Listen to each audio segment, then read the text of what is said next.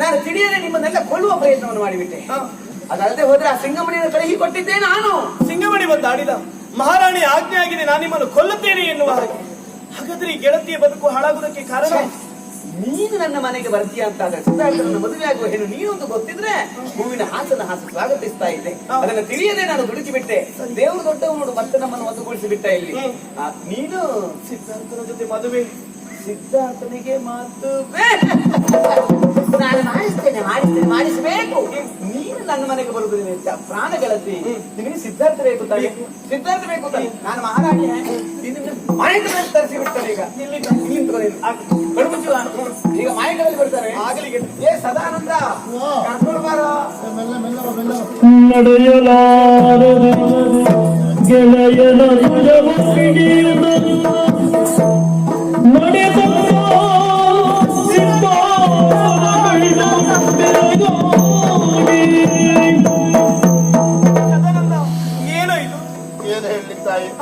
ಒಟ್ಟಿಗೆ ಹೊಳೆಗೆ ಹಾರಿದವರು ಹೌದಾ? ನೀವು ಬೇರೆ ಆದ್ರಿ, ನಾವು ಬೇರೆ ಆದೆವು. ತೇಲಿ ಹೋಗುವಾಗ ಇವರ ಎಡಗಾಲೆನ್ನುವುದು ಒಂದು ಬಂಡೆಗೆ ಬಡೀತ, ಎಡಗಾಲು ಸ್ವಾಧೀನವನ್ನೇ ಕಳ್ಕೊಂಡಿತ್ತು ತಾಯಿ. ಸಿದ್ಧಾರ್ಥ, ನಿನ್ನ ಕಾಲು ಕುಂಟಾಯಿತು, ಕಾವೇರಿ ತಿರಸ್ಕರಿಸ್ತಾಳೆ ಎನ್ನುವ ಭಯ ಬೇಡ. ನಾನೇನನ್ನು ಮೆಚ್ಚಿದ್ದು ನಿನ್ನ ಗುಣಕ್ಕೆ ಹೊರತು ರೂಪಕ್ಕಲ್ಲ ಸಿದ್ಧಾರ್ಥ.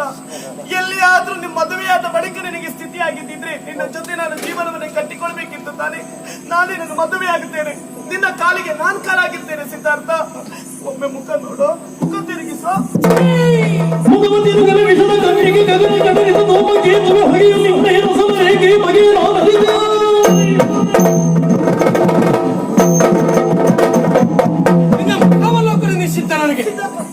ನನ್ನ ಬಾಳ ಭಾಗ್ಯ ಚಂದ್ರಮ ನೀನು ಅಂತ ಭಾವಿಸಿಕೊಂಡಿದ್ದೆ. ಅಷ್ಟಮದನಿಗಿಂತ ಶನಿಯಾಗಿ ಹೋದಿಲ್ಲ. ಹಣೆ ಬರಗೆಟ್ಟ ಹೆಣ್ಣೆ, ಯಾವ ಕ್ಷಣಕ್ಕೆ ನಿನ್ನನ್ನು ವರಿಸಬೇಕೆನ್ನುವ ಹಾಗೆ ತೀರ್ಮಾನಿಸಿ ನಿನ್ನ ಕೊರಳಿಗೆ ಹಾರವನ್ನು ಹಾಕಿದ್ದು, ಆ ಕ್ಷಣಕ್ಕೆ ನನ್ನ ಕಾಲನ್ನೇ ನಾನು ಕಳೆದುಕೊಂಡಲ್ಲ. ಎಲ್ಲಿಯಾದ್ರೂ ನನ್ನ ಕೊರಳಿಗೆ ಮಾಂಗಲ್ಯವನ್ನ ಕಟ್ಟಿದ್ದೆ ಹೋಗುವಂತಾದ್ರೆ ನಾನು ಸಂದೇಹ ಉಂಟಾಯಿತು. ಏನು ತಪ್ಪು ಮಾಡಿಬಿಟ್ಟೆ. ಅಂದು ಆ ಮುದುಕ ಮಾದಪ್ಪನೇ ನನ್ನ ವರಿಸುವಂತ ಸಂದರ್ಭವನ್ನು ತಡೆದಲ್ಲ, ಅದು ನಾನು ಮಾಡಿರುವಂತ ದೊಡ್ಡ ತಪ್ಪು. ಅವನೇ ನಿನಗೆ ಸರಿಯಾದ ವರ. ಎಷ್ಟಾದ್ರೂ ಹೊಳೆಗೆರಗಿದ ಮರಾಮ. ಅವನನ್ನು ವರಿಸಿದ ಮರುಗಳಿಗೆ ನಾವು ಸಾಯ್ತು. ಆ ಕೆಳಕ್ಕೆ 500 ಚಟ್ಟಕ್ಕೆ, ಅಮ್ಮನವರು ಪಟ್ಟಕ್ಕೆ. ನಿನಗೆ ಅನುಕೂಲ ಬಂದ ಹಾಗೆ ನೀನು ಬದುಕಬಹುದಿತ್ತು. ನನ್ನ ಜೀವನ ಕಡರಿದ ನುಡಿಗಳ ಬಿಡು ಬಿಡು ಸಕ್ಕಿನ ನುಡಿಗಳ ಬಿಡು ಬಿಡು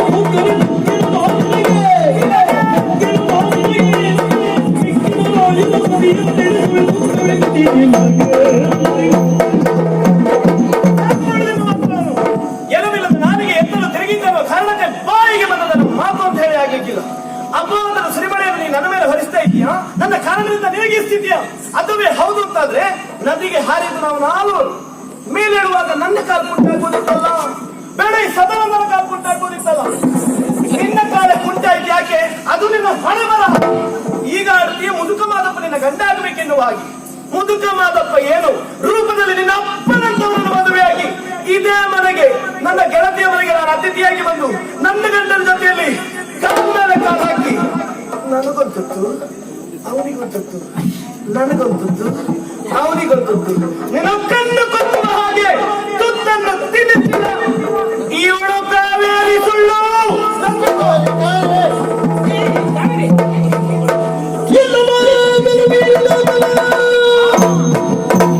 ಎಲ್ಲ ನಿಂದಿಸಿ ಜನನು ದೂತನು ಗಂಡ ಭಕ್ತಿಯ ಕೂಡ ನೀತನ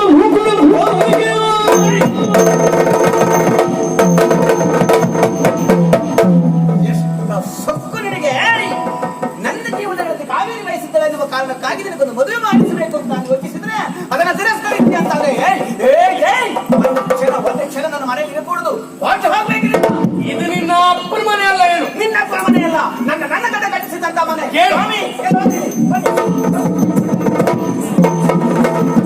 ನಾನು ನಿಮ್ಗೆ ಏನಾಗ್ಬೇಕು? ಗಂಡ ರೀತಿಯ ಸಂಬಂಧ. ಅದಕ್ಕಿಂತ ನಿಜವಾದ ಸಂಬಂಧ ಉಂಟು ಈ ಪ್ರಪಂಚದಲ್ಲಿ. ತಂದು ತಮ್ಮ ಅಂದುಕೊಂಡಿರಿಸಿಕೊಂಡಿದ್ದೀರಿ ನೀವು, ಅವನಿಗೆ ಒಂದು ಸ್ಥಾನಮಾನವನ್ನು ಕಲ್ಪಿಸಿದ್ದೀರಿ. ಆದ್ರೆ ಆ ಪಾಪಿ ನನ್ನನ್ನು ಕ್ಷಣ ಕ್ಷಣಕ್ಕೆ ಅವಮಾನಿಸ್ತಾ ಇದ್ದಾನೆ, ನನ್ನ ನಿರ್ಧಾರವನ್ನು ಧಿಕ್ಕರಿಸ್ತಾನೆ.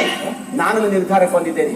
ಒಂದು ಇವನಿಗೆ ನಾನಿರ್ಬೇಕು ಅಲ್ಲ ಅವನಿರ್ಬೇಕು. ಹಂಗ ಏನ್ ಈ ಮನೆಯಲ್ಲಿ ನಿನಗೆಷ್ಟು ಅಧಿಕಾರ ಉಂಟು ಅವನಿಗೂ ಅಷ್ಟು ಅಧಿಕಾರ ಉಂಟು. ಹಾಗಲ್ಲ ಹೊರ ಕಳಿಸುವುದಕ್ಕಾಗುವುದಿಲ್ಲ. ಹಾಗಿದ್ರೆ ನಾನೇ ಈ ಪ್ರಪಂಚದಿಂದ ಸಿಗ್ಲೇ ನಾನು ಹೇಳ್ತೀನಿ ನೀವೇ ಹಾಗೆ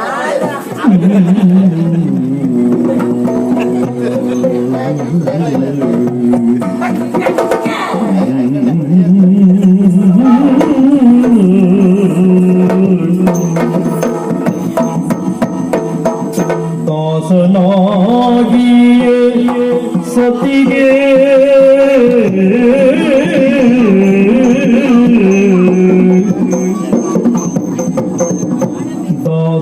ದಾಸನಾಗಿಯೇ ಸತಿಗೆ ಮನ್ನಿಸು ದೋಷವೇದಿ ಸಾಗಿ ಸಾಗುವೂರಗೆ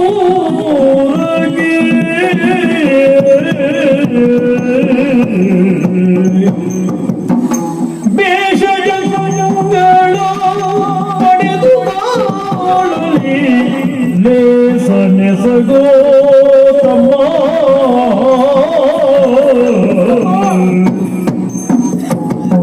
ಬೇಷಜಗಳ ಪಡೆದು ಬಾಳಲಿ ಲೇಸನೆಸಗೋ ತಮ್ಮ. ನನ್ನನ್ನು ಕ್ಷಮಿಸಿಬಿಡು. ಸಂಪೂರ್ಣವಾಗಿ ಅಸಹಾಯಕರಾಗಿಕೊಂಡು ಸೋತೇ ಹೋದ್ರೆ ಅಮ್ಮ, ನಾನು ನೀನು ನಮ್ಮಿರುವರ ಬದುಕೆನ್ನುವುದು ರಾಮ ಲಕ್ಷ್ಮಣರ ಹಾಗೆ ಇರಬೇಕು ಎನ್ನುವಂತಹ ಕನಸುಗಳನ್ನು ಕಂಡಿತ್ತು. ಆದ್ರೆ ಏನು ಮಾಡೋಣ, ಬದುಕಿನಲ್ಲಿ ಕಂಡ ಕನಸುಗಳೆಲ್ಲ ಸತ್ಯ ಆಗುವುದಿಲ್ಲ ಎನ್ನುವಂತಹ ಸತ್ಯ ಮನವರಿಕೆಯಾಗಿದೆ. ಮನೆಯನ್ನ ಬೆಳಗುವುದಕ್ಕೆ ಭಾಗ್ಯಲಕ್ಷ್ಮಿಯಾಗಿ ಬರಲಿ ಎನ್ನುವುದಾಗಿ ನಾನು ಆದರೆ ಬಂದವರು ಮನೆಯನ್ನ ಮುರಿಯುವ ಮಾರಿಯಾಗಿ ಇಂಥ ಅತ್ತಿಗೆ ಹುಚ್ಚ ಅವಳ ಮಾತನ್ನ ನಾನು ಕೇಳಲೇಬೇಕು. ಕೇಳಲಿಲ್ಲ ಅಂತ ಸಾಯ್ತಾನೆ.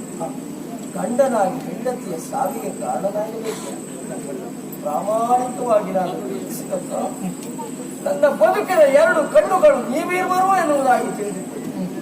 ಯಾರನ್ನೂ ಬಿಟ್ಟು ಶಕ್ತಿ ನನಗಿಲ್ಲ ತಮ್ಮ. ಏನು ಮಾಡ್ತಾರೆ? ನಿನ್ನ ಸಂದಿಗ್ಧತೆ ಏನಂತ ನನಗೂ ಅರ್ಥ ಆಗ್ತದೆ. ಪ್ರಪಂಚದ ನಿಯಮವೇ ಹಾಗ. ಒಂದನ್ನ ಪಡೆದುಕೊಳ್ಳಬೇಕು ಅಂತಾದ್ರೆ ಮತ್ತೊಂದನ್ನ ಕಳೆದುಕೊಳ್ಳಲೇಬೇಕಾದದ್ದು ಅನಿವಾರ್ಯ ಅಂತ ಹೇಳಿತು. ಕೈಕೆಯ ಮಾತಿಗೆ ಒಪ್ಪಿದಂತ ದಶರಥ ರಾಮನನ್ನ ಕಾಡಿಗಟ್ಟಿದ.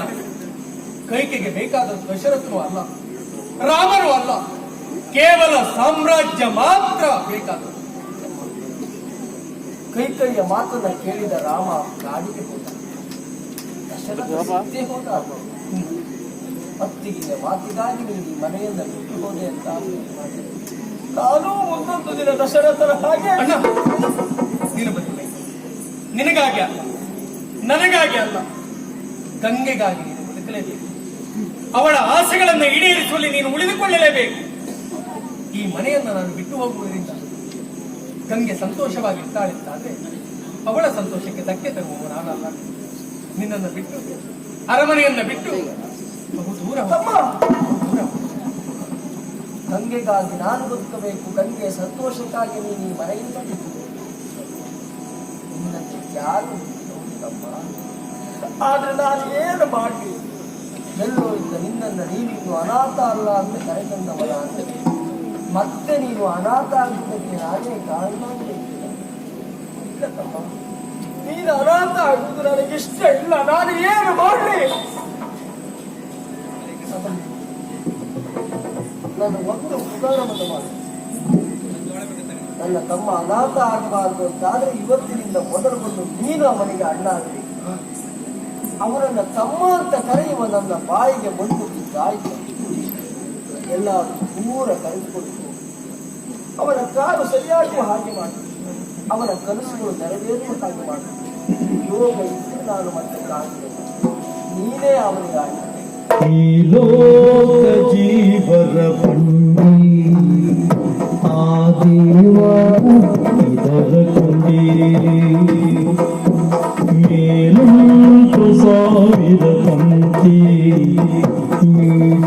ನೀ ಅದರ ಚಿಂತೆ ನದಿಯೊಂದು ಹರಿಯುವ ರೀತಿ ಕಡಲನ್ನು ಸೇರೋ ನೀತಿ ಬಾಳು ಬಯಲೊಳಗೆ ಗಂಗೆ ತುಂಗೆ ಕಾವೇರಿ ಗಂಗೆ ತುಂಗೆ ಕಾವೇರಿ ಏನು ಸದಾನಂದ ನನ್ನ ಆತ್ಮೀಯ ಅಂತ ಹೇಳ್ಕೊಳ್ಳಿದ್ ನಾಚಿಕೆ ಅಂತ ಉಂಟು ಈಗ. 5 ದಿವಸದಲ್ಲಿ ಮದುವೆ ಆಗ್ಬೇಕು ಅಂದಾಗ ಆ ಹುಡುಗಿಯಲ್ಲಿ ಹೋಗಿ ಹೇಳಿದೆ, ಸಂತೋಷದಲ್ಲಿ ಒಪ್ಪಿಕೊಂಡು ಹೊರಡಿ ದೇವಸ್ಥಾನಕ್ಕೆ ಬಂದು ಆ ಪಾಪಿ ಬಂದು ಅನಿವಾರ್ಯ ಆಯ್ತು. ಒಳಗೆ ಹಾರಿದೆವು. ಮೇಲೆ ಹೇಳುವಾಗ ನಿನ್ನ ಕಾಲು ಪೆಟ್ಟಾಯ್ತು. ನಿನ್ನ ಕಾಲು ಪೆಟ್ಟಾದ್ದಕ್ಕೆ ಅವಳ ಹಣೆ ಬರ ಅಂತ ಹೇಳುವುದಲ್ಲ, ನಿನ್ನ ಹಣೆ ಬರ. ತುಂಬಿದ ಸಭೆಯಲ್ಲಿ ಕಾಲಿಗೆ ಕಾಲಾಗಿರ್ತೇನೆ ಅಂತ ಹೇಳ್ತಾಳೆ ಅಂತ ಆದ್ರೆ ಅವಳು ಬರೀ ಹೆಣ್ಣಲ್ಲ, ಒಬ್ಬಳ ದೇವತೆ. ಅಂತ ಮುಕ್ತ ಮನಸ್ಸಿಗೆ ನೋವು ಮಾಡಿದ್ಯಲ್ಲ, ನಿನಗೆ ಇಂಥ ಮನಸ್ಸು ಯಾಕೆ ಬಂತು? ಯಾಕೆ ಹಿಂಗ್ ಮಾಡಿದೆ? ಬೇರೆ ದಾರಿ ಇಲ್ಲ ನಿಮಗೆ. ಏನು? ಪ್ರಪಂಚದಲ್ಲಿ ಯಾವ ಹೆಣ್ಣೆ ಆಗಿಲ್ಲ ತನ್ನ ಪತಿಯಾಗಿ ಬರುವವ ಕುಂಟನೋ ಕುರುಡನೋ ಹೆಳವನೋ ಅಂತಾದ್ರೆ ಇವನೊಟ್ಟಿಗೆ ಹೇಗೆ ಸಂಸಾರವನ್ನೇ ಸಿಗಲಿ ಎನ್ನುವ ಹಾಗೆ ಹೆಣ್ಣು ಒಮ್ಮೆ ಆದ್ರೂ ಆಲೋಚನೆ ಮಾಡ್ತಾಳೆ. ಆದ್ರೆ ನನ್ನ ಕಾವೇರಿ ಹಾಗೆ ಮಾಡಿಲ್ಲ. ಕಾಲಿಲ್ಲದಿದ್ದರೆ ಏನಂತೆ ನಿನಗೆ ನಾನು ಕಾಲಾಗಿರ್ತೇನೆ ಅಂತ ಆಡಿಬಿಟ್ಟು ಅವಳು ಆಡಿರುವಂತಹ ಒಂದು ಮಾತು ನನ್ನ ಈ ಬದಲಾವಣೆಗೆ ಕಾರಣವಾದದ್ದು. ಏನು? ನೀರಿಗೆ ಹಾರಿದ ಕಾಲನ್ನ ಕಳೆದುಕೊಂಡೆ. ಜೀವನ ಪರ್ಯಂತರವಾಗಿ ಈ ಕಾಲು ಸರಿಯಾಗುವುದಲ್ಲ. 4 ಗೋಡೆಯ ಮಧ್ಯದಲ್ಲಿ ಇನ್ನೊಬ್ಬರನ್ನು ಆಶ್ರಯಿಸಿ ಬದುಕಬೇಕಾದದ್ದು ನನಗೆ ಅನಿವಾರ್ಯವಾಗಿ ಹೋಯಿತು.